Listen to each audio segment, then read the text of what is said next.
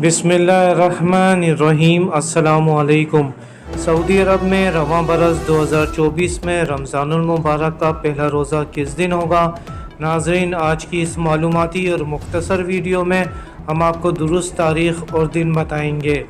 Saudi अरब में अमूमन रमज़ानुल मुबारक और ईद उल फितर पाकिस्तान से एक दिन कबल या साथ मनाई जाती है।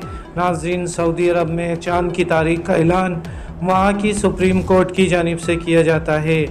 साल 2024 में इस्लामी कैलेंडर 1445 के मुताबिक सऊदी अरब में रमज़ानुल मुबारक का चाँद 10 मार्च 2024 इतवार के दिन नज़र आने के कवी इम्कानात हैं। इस तरह सऊदी अरब में पहला रोज़ा इंशाअल्लाह 11 मार्च बरोज़ पीर को होगा।